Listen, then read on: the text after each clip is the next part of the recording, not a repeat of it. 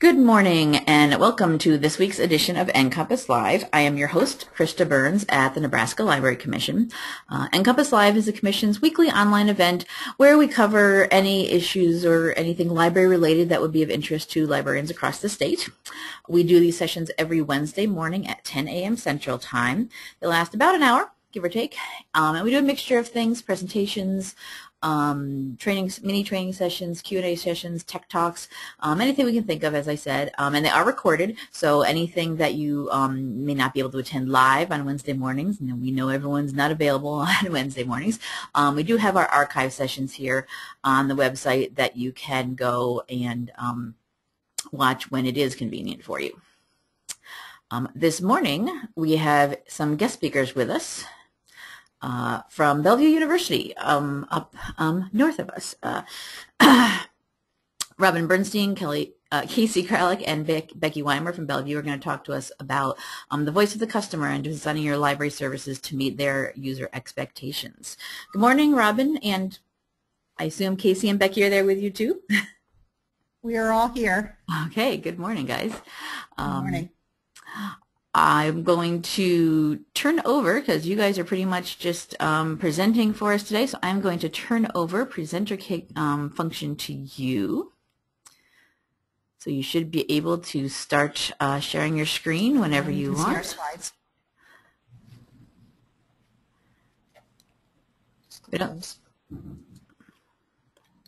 Okay, can you see our screen? Not yet. You need to do the share my screen.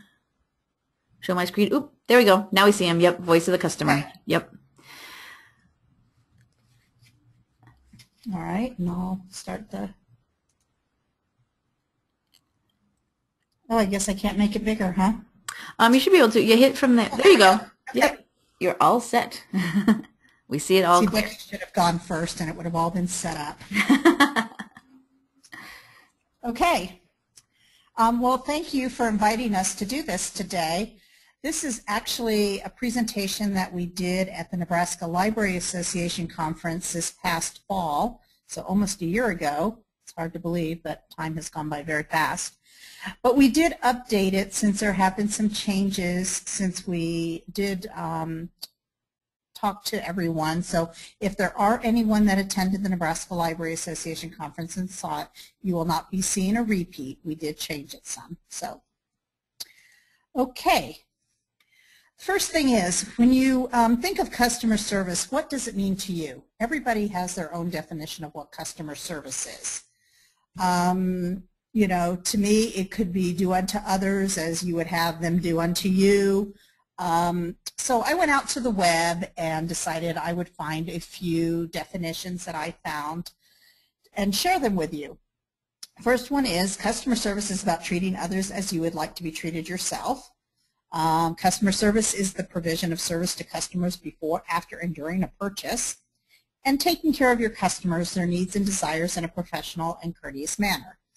All three of these encompass what Bellevue University tries to demonstrate when we speak of customer service. We really pride ourselves on customer service, and we work very hard at making our patrons happy and to do whatever we can to make them come back, because after all, we wouldn't be in business if it wasn't for them. So Bellevue is not unlike any other place. How do we learn about different ways of customer service? Well, we attend webinars, workshops. About 2001, Bellevue decided to bring in an outside source to train us on customer service. And what they chose to use as a program was called The Customer. And this was by Ron Willingham, and it was about a 6-week course when it first started. By the time it ended up, it was just a few sessions, but I was part of the pilot project, and it lasted 6 weeks. Twice a week, we went to sessions for about 4 hours. So it was quite the intense program, and it was long. It was good. It used various forms of media, including audio, video. There was a lot of interaction and role playing. So it was a very good program for us at the time.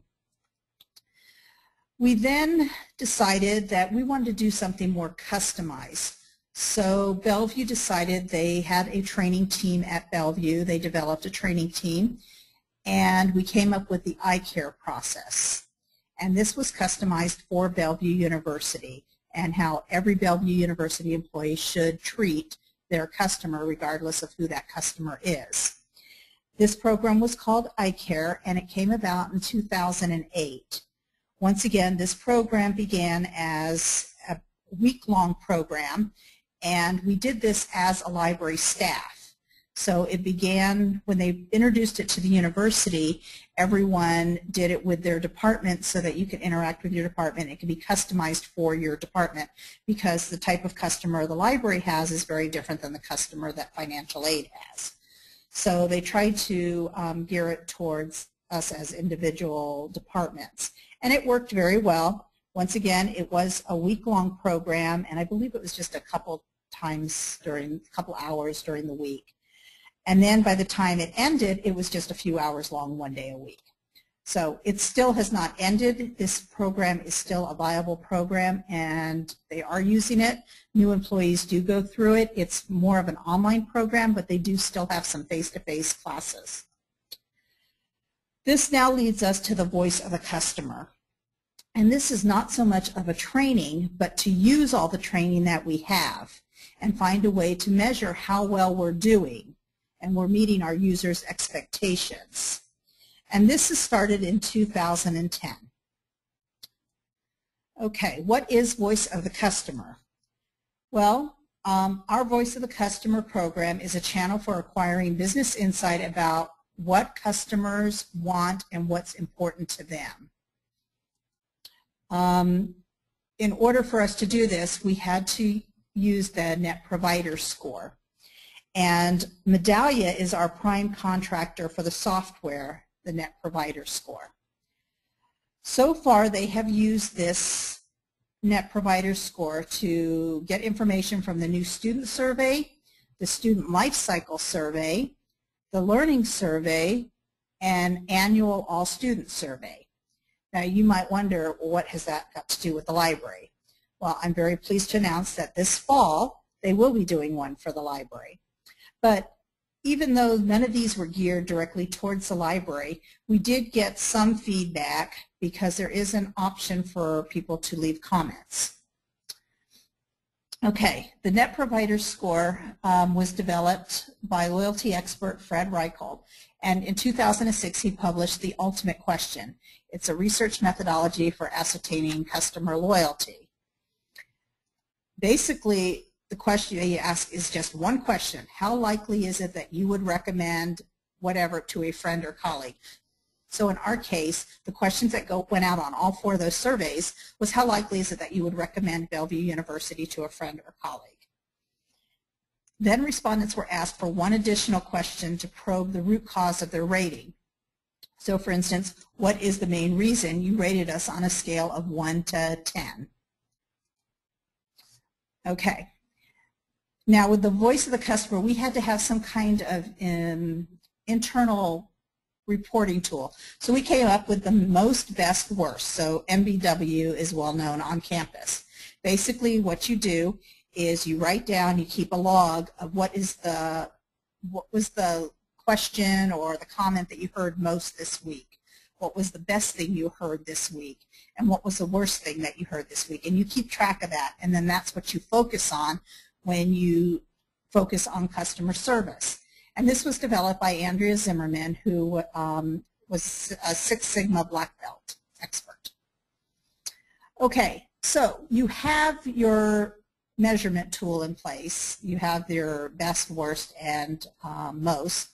And then you have to use the LIRM cycle to map the responses that you've received. So by listening at each touch point, which is where the L comes in, and interpreting the results of the listening, leading to the I, and responding as needed and measuring results of those responses in highly defined cycles, we become attuned to the student's voice and can focus improvement satisfaction efforts on what really matters to the student. So that's how we map the responses that we receive. Okay, so What, again, is Voice of the Customer to Bellevue University? Well, it is the nexus of our best-in-class service, which is a key initiative at Bellevue University and has been for a couple of years. We have pretty much come to the conclusion if we don't know what our customers want or how they feel about current service, we can't move towards a best-in-class service. We cannot help them if we don't know what they really want. We can think we know what they want, but do they really want that? So this is a better way of finding out what your customers want. And as everybody knows, the loudest voices are typically those with a complaint attached. So we don't want complaints, but sometimes they help us to get to a better place. So with the Voice of the Customer surveys, these are the questions that have been asked so far. In the Academic Advising Survey, they've asked, are you likely to recommend Bellevue University? Are you satisfied with an academic advisor? Are you satisfied with academic counseling session? So those are the only 3 questions that were asked during that survey, and then you were given a place to comment.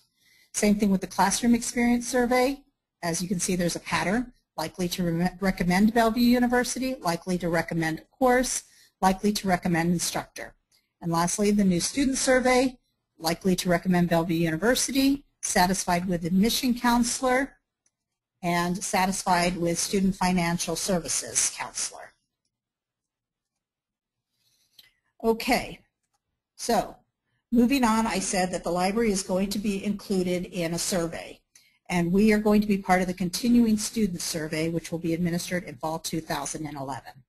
And the question that is going to be asked is, if you used the library services in the last 6 months, how satisfied were you?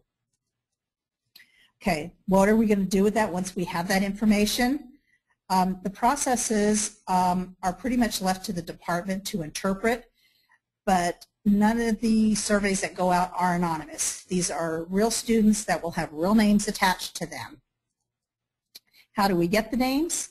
They're put into a system after seeing an advisor. So they will see their advisor either to register or to inquire about something, and then they'll be asked, do you mind if we can follow up with a survey? And if the student says yes, they will be put into a database. If they have not responded to one of these surveys in the past 6 months, they will be eligible to receive the library one. But if they filled out one 3 months ago of one of the other ones that I showed you, then they will not be included in the library question. And as I said, the interpretation is up to the individual department. Some departments actually will contact every single student because you do have the name if they receive a rating of 6 or below. We have not gotten to that point yet, so we're not quite sure what we're going to do once we receive the results of this, how we're going to follow up, or what we're going to do as a result. But what I'm going to do now is turn it over to Becky Wymer, and she's going to talk about what we have done in the past and some of the things we're currently doing to respond to users and our customers. So thank you.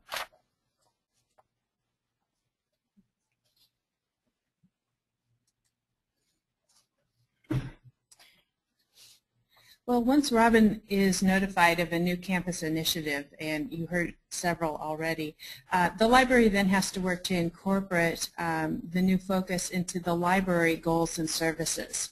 As part of Bellevue University's culture, all initiatives support student success and are based on student satisfaction.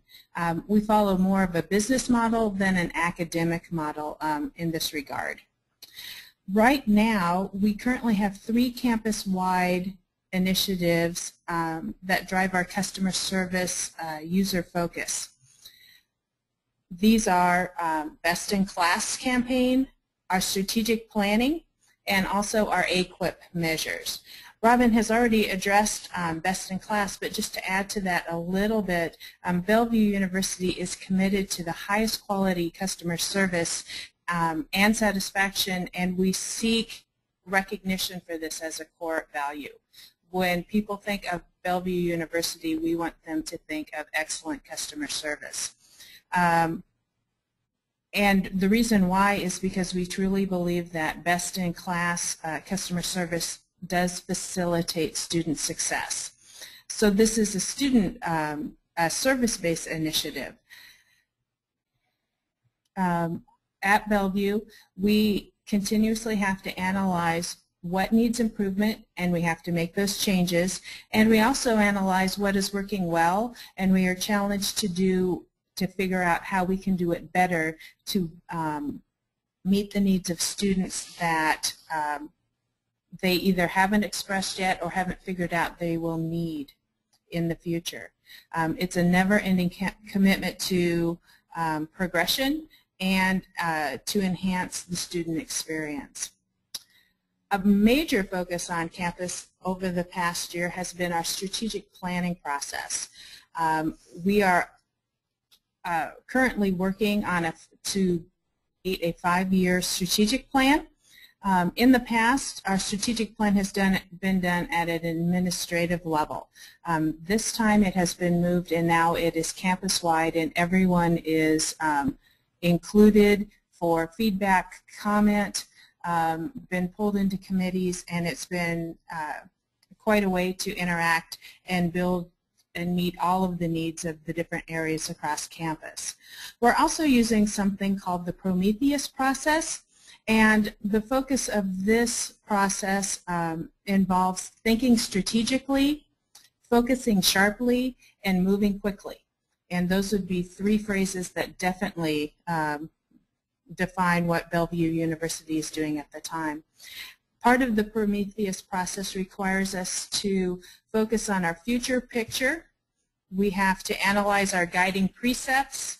We have come up with prime directives, rules for engagement, cardinal rules, centers of gravity, and campaigns. And each one of those, starting at the top and working down, will be how we determine where our time, focus, and resources are channeled for the next 5 years. All of this not only works at the strategic level, but will only be successful if it's at the day-to-day or tactical level as well. So this is all-encompassing. We have to ask where we want to be in 1, 3, or 5 years, what resources we need, how we're going to use those resources, and we also have to have an exit strategy for our goals and planning. So if we determine that things are not successful or turning out the way that we need, or especially with technology in 5 years are invalid, we can stop that initiative and move on to things that we can better use our time and resources for. We also have to focus and include our AQUIP measures. For those of you not in academics, that is Academic Quality Improvement Program, which is linked or the major premise of our accreditation through the Higher Learning Commission. So with our goals and services, we also have to make sure that we evaluate things against the 9 AQUIP categories and the 5 criteria for accreditation. This involves us definitely evaluating our systems and processes and analyzing the benefits to all of our stakeholders, which, of course, our special focus is on students. Now, with all of these initiatives, standards, planning, all of this. Casey, can I interrupt for just a second? Hi, Casey, can I interrupt for just a second? Actually, this is Becky. Oh, Becky, sorry. Yeah. Your slides aren't advancing. Did you guys? Oh, you know, there's a reason for that. Ah, okay. I thought maybe you had forgotten about them. Yes, I'm known for that. No problem. Go right ahead. If I wasn't tied to a microphone, I'd be pacing, so then I really couldn't advance them. Okay. Once we have all of the premises that we have to include, now it's time to focus in on getting feedback, because we can do all the planning and and evaluation that we want, but unless we're actually getting the information from the students, we don't know if we're on target or not. So the library in particular has used surveys in a number of different ways to get different types of information. We have, through Question Point, a service that we call 24/7 Librarian. The students are given the opportunity at the end of the session to fill out a survey. If they choose to, which we are always delighted with, we ask a number of different questions such as, is the service easy to find on the page? Was it easy to use? Was it timely? Students get to evaluate the quality of response. We also have found that we get feedback not only from the student, but we also get it from fellow librarians who are answering questions for our students, and they may need additional information so that they can better assist our students. And when we get that type of feedback, then we have to evaluate and see how we can better communicate with our colleagues, ultimately to lead to our student success as well. In looking at the results of the surveys, we have an over 85% full approval rate with about 10% being neutral. So we've been really thrilled with the level of feedback that we've gotten. We have found that some of the dissatisfied responses are situations beyond our control. Someone is having technical issues that we can't address, or they're asking for a service beyond our control, as in we don't proof papers, but they would really like us to, and so they downgrade our service because we're not giving them what they would want. But overall, this is a great way to get the kind of information from the students to make sure that we are being able to meet their information needs in a timely way. We have also, for a number of years, been able to put a survey on the webpage, the library webpage, and we would leave it up for a period of 2 to 3 weeks, and anyone, including faculty or anyone who was just cruising at our webpage, could evaluate us for webpage layout. We would ask questions about new services that we're offering that students may not have been aware of. We also asked questions about course services to see if they were being used and if they were of value to students. The response was usually small, but it was motivated, so we got good feedback. We always appreciate positive feedback, but it was the critical comments that helped us view our services through the user's eyes and make small changes to help us improve those services. 2 surveys that we do on a quarterly basis but separately are the facility usage report and the computer usage survey. Both of these use indirect feedback because what the librarians are required to do on specific days at specific times, for facilities, will see how the library building is being used. Was there anyone at the copier? Was anyone in the snack area? Were people using computers? Was the classroom being used? That type of information. With the computer usage report, we gauge that, but we limit it specifically to the computer terminals. And if our library laptops are being used, or if students are using their own laptops within the building. By monitoring this, we can analyze and see how our building is being used. We can notice trends. We can see positive aspects of the usage. And we can also see what if space is being used to its premium. This data also provides us a foundation for discussions concerning services, user privacy, security, space usage, staffing, and hardware needs. All of these can be addressed when you have the data in front of you. And we also survey those who attend our bibliographic instruction session. At the end of each session, a survey is given out asking them to evaluate the content, instruction, and support materials. The response is usually very, very high. and we analyze these regularly to continuously improve the bibliographic instruction process as well. Now, those were all survey related. We also offer the opportunity for feedback through our suggestion boxes. We have an electronic suggestion box on our webpage. We have a physical suggestion box within the library, and we also throw in some of the comments that are made directly to staff in this category. When suggestions are made, the library director will thank you.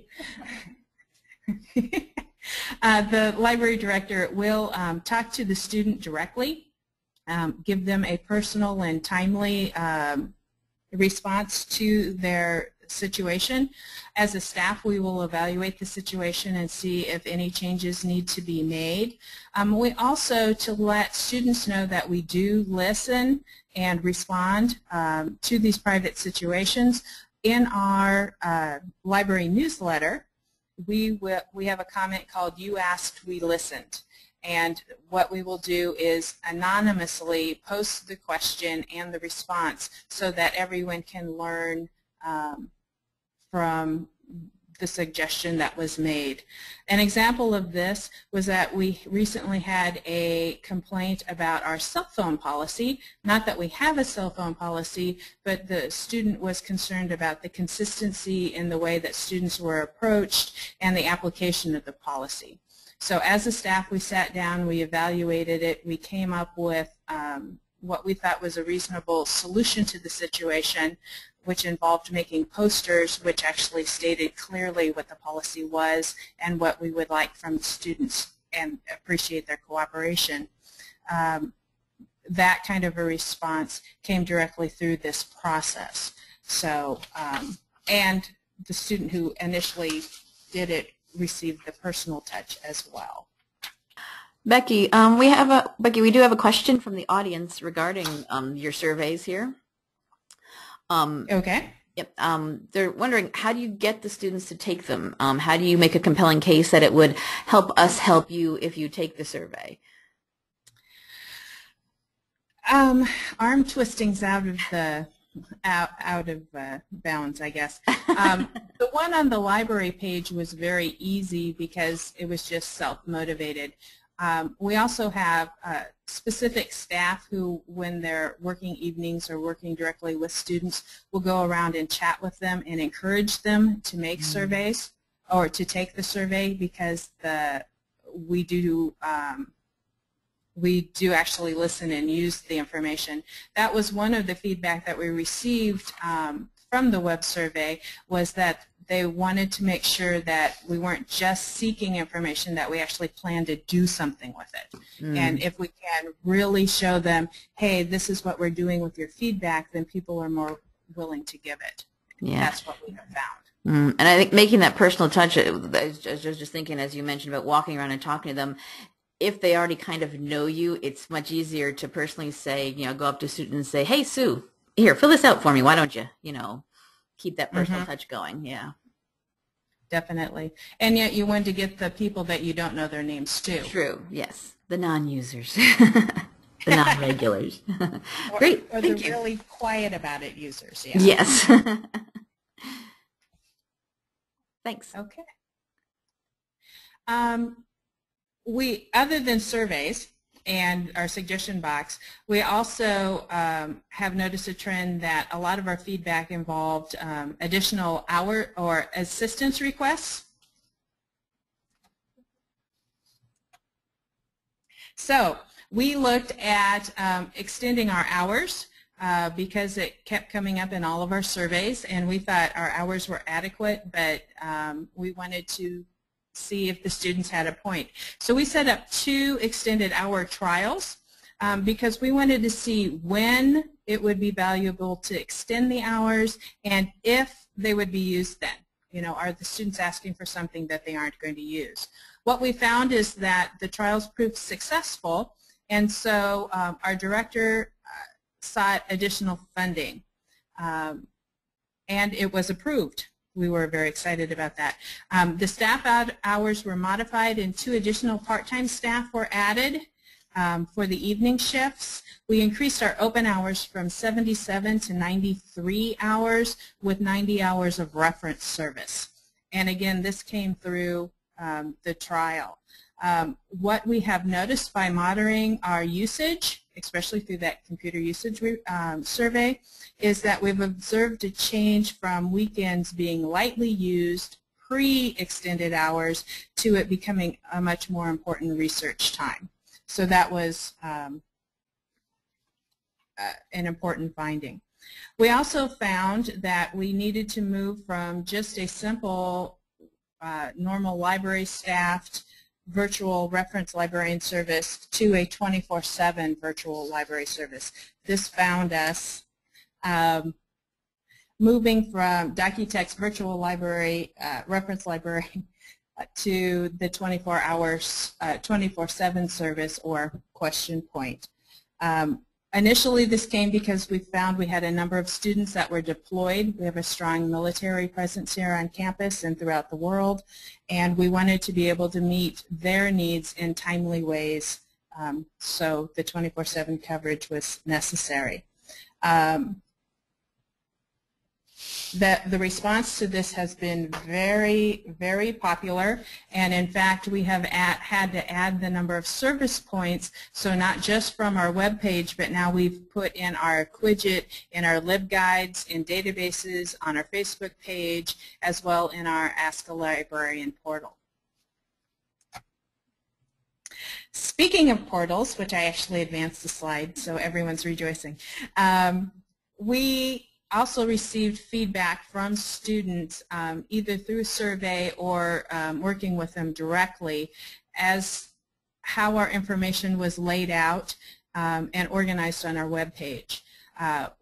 For Bellevue, quite a number of our students are distance only, so we never see them, so our web presence is key to them being able to use the wonderful resources that we provide. Some of our feedback came from just simple comments like it's too hard to use or can't find something. Other times it was students calling and working with you, and all you can think is, how in the world did you get there, and try to use it. So we could see that there was a flaw in the way that we were organized. So we started creating portals. The goal of the portal was to have the students, allow the students to think like they did instead of requiring them to think like librarians. So we created an Ask a Librarian portal where we pulled all of our contact information and services that were scattered throughout our page, and on this portal, Ask a Librarian, you can find out our hours, our phone number, if you want to contact us that way, if you want to come into the building. We have our email address, we have our text to librarian service, we have our chat service, and then we have our full 24/7 question point service from that page. So instead of having to look around and know where to look, you go to one place, and any way that you want to contact us, it's all right there. We also created a database services portal. What we wanted to do with this is we had a list of databases, and we had numerous places where you could connect to the various databases. We also had a tutorials page. We had other support guides. It ended up being LibGuides, and all of that information was scattered. On this particular page, we have a list of all of the databases, and then if you access the information area or icon after the name of the database, it will take you to a full description. It will let you know who the vendor is for that particular resource. It will link you to any guides or tutorials that the library has created or that the vendor has provided, and we have added those.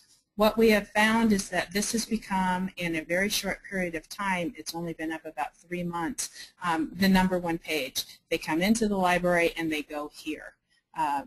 In numbers much larger than just the database list that they used to go to.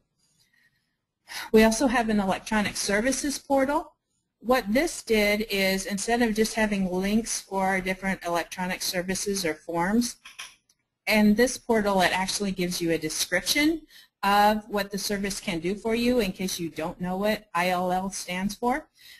This will describe the service, let you know any costs to it. It includes any FAQ information and links to any tutorials or guides we've created to support that service.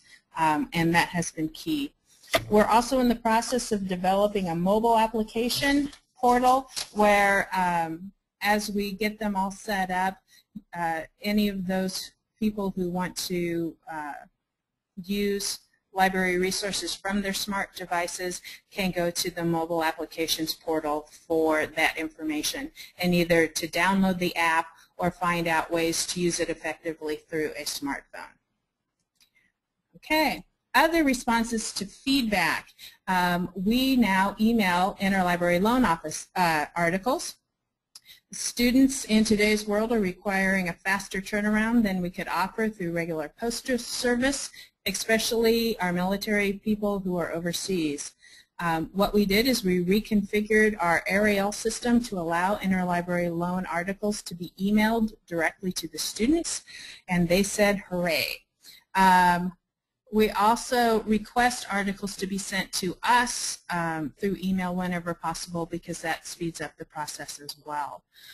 We initially limited the service to deployed students, but we quickly expanded it to anyone who requests it through email, which is most, and the response has been highly, highly favorable. We've also been adding laptops. Through our computer usage survey, we could see that there were times when all of our computers were full. So we started to, and students also wanted to use them in our study rooms, which don't have computers housed in them. So we initially started with 4 and then expanded to 8, and now have 12 laptops with 4-hour checkout periods. Initially, laptops could only be checked out for 2 hours and had to be used in a study room. By watching their actual usage patterns, we were able to extend that to 4 hours, and now they can use it, the laptops, throughout the building. What that did, though, is we immediately noticed that we didn't have enough outlets. So we had to meet the electrical needs of our students for iPads, phones, and everything else as well. And we added electrical outlets to all of our study tables, and we found that people are actually using the library more because it's easier to connect and use their laptops and all of their electrical devices. We also have met faculty and student needs by adding media subscriptions. We have added things such as Films on Demand, NBC Learns, Higher Ed, ImageQuest, Smart Images through EBSCO and Alexander Street. All of this allows us to meet the curriculum needs of faculty, and it has also streamlined our copyright process, because through these subscriptions, copyright needs are lessened. We also have an outreach program where it was initially established to provide print and interlibrary loan materials to our distance education students. We have a coordinator for this person who not only provides and sends the material to the student, but gives them that personal touch and follows up. They want to know, was the material correct? Did they receive it in a timely manner? And this becomes a real lifeline to those students who may be out of state or at other parts of the country, but still need connected to campus.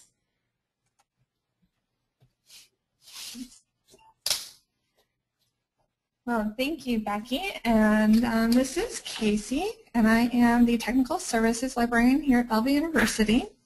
So now that we've heard about the library's responses to customer needs, let's talk about how our library works to anticipate those needs, especially as new technologies, resources, and programs emerge.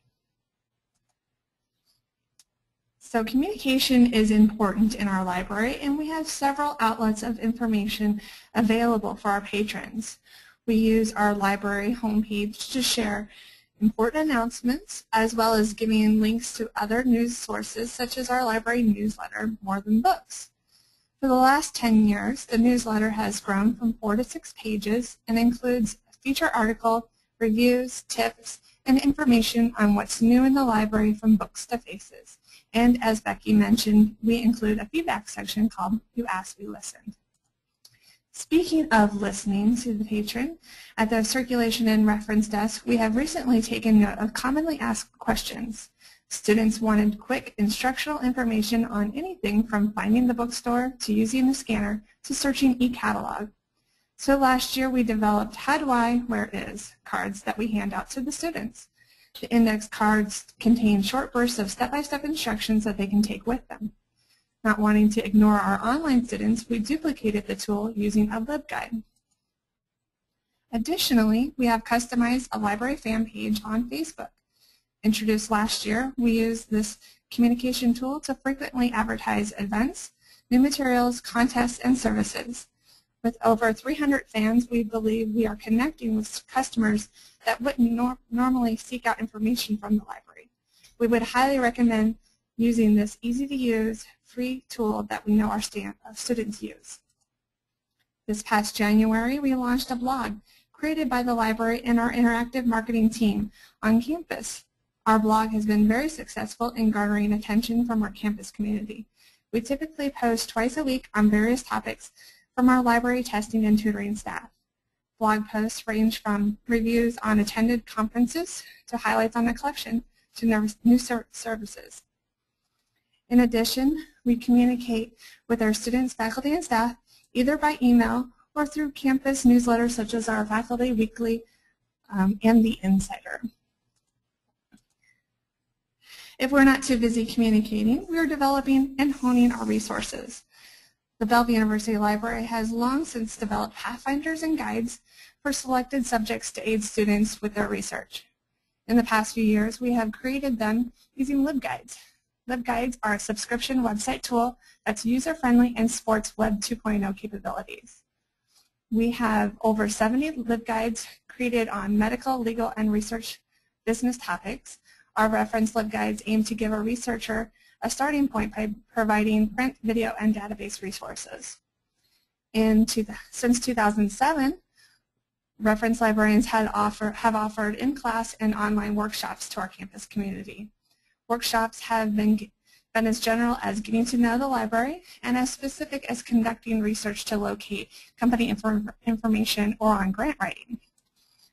Other helpful tools students have found are our self-paced tutorials, which provide step-by-step instructions on using the databases and other resources found on the library homepage. Another new service librarians are exploring is an initiative called Personal Librarian. One of our goals employed by the Center for Student Engagement here at Bellevue University is retention. Initially, we targeted a small group of first-year full-time college students with the aim to make connections, offer information and services specifically to their needs. It was our hope that students engaged with us on some level, forming a bond with the library and by extension the university. In addition, a part of the Personal Librarian's plan was to introduce a service called Text a Librarian, whereby students have an added option of texting their questions to us. This past summer, we have worked on 2 new tools. One is our Discovery Search Tool Summon, which is designed to search multiple databases via one interface. And the other tool is used by our reference team called SiteScripter. SiteScripter offers an electronic means for tracking reference statistics. We are employing the read scale with SiteScripter, which allows us to add measurement and weight to each reference question. Next, I just want to tell you about some of the tools that we have created to aid faculty in their courses and for program development. The Copyright Center was created to facilitate copyright permission requests by faculty to use video clips and other copyrighted materials in their courses. From this, the library pulled more resources together on copyright into a website. Helpful tools for faculty, and a listing of subscriptions such as Films on Demand and the NBC archives are presented to aid in their courses. Another popular resource faculty have embraced is Build It, which stands for Bellevue University Information Literacy Development Interactive Tutorial. Presented in 5 modules, this tutorial includes getting to know the library, learning how to use our resources to research, while providing tips and information on writing and putting projects together. Built-in quizzes help students learn, and several faculty members have opted in to receive quiz results from their students. More recently, reference librarians have been working closely with faculty to develop personalized LibGuides for specific courses. Our librarians hope to encapsulate any resource or service needs for the students in their particular class. The LibGuide provides a list of recommended and optional readings, videos, and websites, as well as links to students' textbooks via our bookstore or Amazon. Lastly, the customized LibGuide offers tips, tutorials, and our friendly chat widget. In the past year, we have been promoting a few mobile applications to students and faculty, such as the Chronicle of Higher Education and the app for LibGuides. And as more vendors offer choices for their smartphones, we will consider adding them as choices for faculty and students. Final area for proactive development comes from the library classroom, whether it is for students, library staff, or for the campus community. For students, reference librarians developed a 1-hour session called Bibliographic Instruction, often taught in a library classroom for a specific class. Librarians demonstrate many of the library's resources, such as searching databases, citing resources, exploring tutorials and reference guides, as well as outlining policies and giving contact information. For the past 13 years, bibliographic instruction has grown into a well-known service and averages 80 classes a year. For library staff members, we have an annual Professional Growth Day, where each full-time staff member gives a 10-minute presentation on something they have learned in the past year concerning libraries. The topic can stem anywhere from a previously attended workshop to an article that they have read. Lastly, the library organizes a lunch and learn opportunity 3 times during the school year. All faculty, staff, and students are welcome to come, bring their lunch, and attend a 1-hour session on topics such as security, stress management, or even using Microsoft Word. Sessions are often taught by library staff or faculty members from across the campus. And now I will turn it back over to Robin for our conclusion. Oh, before you do that, Thank you, Casey. I do have a question from the audience, another one. Wondering if you've thought about using QR codes for any of your promotion type things. We have discussed that. We're very familiar with them. And, oh, I lost my slide. Let me go back here. Okay, there we go. We have thought about adding them to LibGuides, actually, that we can put them on there, and it will take them to a specific place or a website by using the QR codes. We've seen some places put them on the end of their book stacks that will take them to a subject page for that area for the Library of Congress classification, and then you can do some browsing online that way. Right. If a student wants to look at it once they leave the library. But, you know, any further than that, we haven't really looked at it. If we do poster sessions, we had an employee who went to ALA and did a poster session. She put a QR code on there that would lead her back to our page, you know, for people who have questions. Right. So, when you're outside the library, it's nice to have a way to connect them back to the library, correct. Right. Mm-hmm. So that's kind of what we've done so far. It's not off the realm of things. I do see it in the library very soon. We have a lot of projects on the horizon, that being one of them we are looking at. Great. Thanks. Okay. So just to conclude here, or we will open it up for some questions, bringing it all back, what does the voice of the customer mean to the Bellevue University Library? Well, to us, it means a program that recognizes the importance of patrons to our success and a commitment to include their perspectives in decisions being made throughout the library. So we really listen to what they have to say, and we try to create services, respond to their needs, anticipate their wants before it happens so that we do what they really want and where the library they want to be. It allows us to learn more about our own strengths and weaknesses. Becky made mention to that we thought our web page was pretty good. We were finding out it wasn't. It wasn't very organized for those not in library land, so we changed it up a bit. And to use those insights to improve the efficiency and effectiveness of our services. So, what do Becky, Casey, and I believe? We believe that effective communication is the key to any successful customer service program. As Casey mentioned, when we're not communicating, these are the things that we are doing, but communication is always first and foremost in our minds with our patrons. Always look for new initiatives. You may not always be able to implement them right away, but keep them on the horizon. Have a checklist, have a wish list, whatever you can do to make sure that you are meeting those needs and, find a way to meet those needs. And most importantly, enjoy what you do. We are very passionate about working with students. That is very evident by our personal librarian initiative. We don't have any barriers in our library. We have broken those down. Most of the staff are cross-trained, so they get to work in various areas, and everyone gets an opportunity to help students.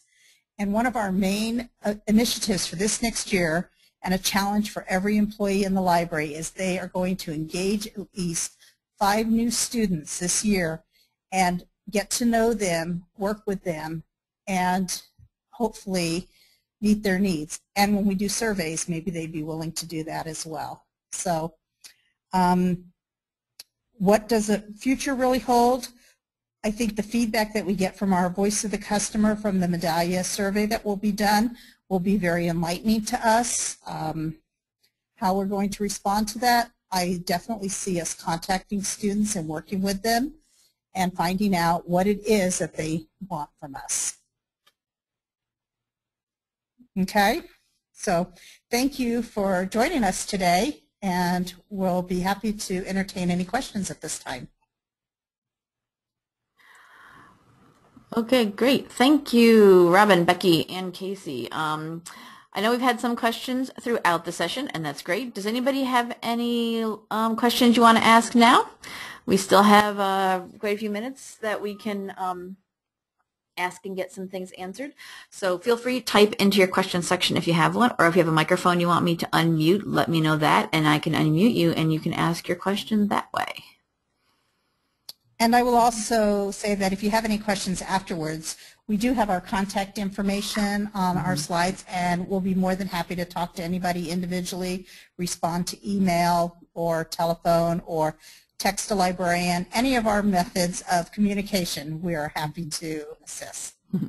Yes, and also I'll say now while we're waiting if anybody has any questions, like I said at the beginning, this session has been recorded, and the recording of the session, the PowerPoint slides, and all of the, there's links to different URLs that were in there, will be all posted along with the recording later this afternoon probably, so you'll have access to all of this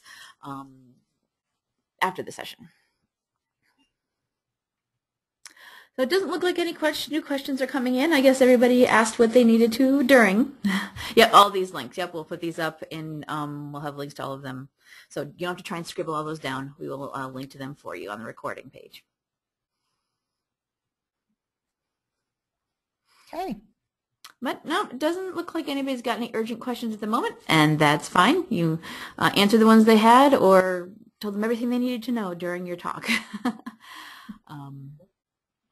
So okay. I'm going to take back control here, and there we go. Get these things out of my way.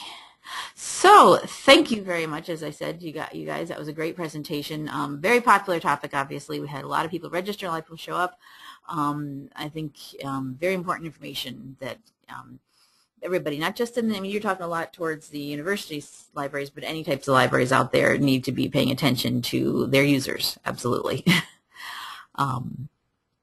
So thank you very much for attending this week, everyone, and I hope you'll join us next week when we will have our session, What's Happening with Genre Headings. This is a rescheduled session. It was originally supposed to be held on July 13th, and our GoToWebinar system just crashed. Everything just went down. We had no ability to broadcast that day, so it was rescheduled from July 13th to August 3rd. Emily Nimsicant, the Library Commission's cataloging librarian, is going to talk to you about the new genre headings that Library of Congress is coming out with. So register and join us for that. On that, thank you very much. As again, like I said, thank you, Robin, Becky, and Casey, and we'll see you next time. Thank you. Bye-bye.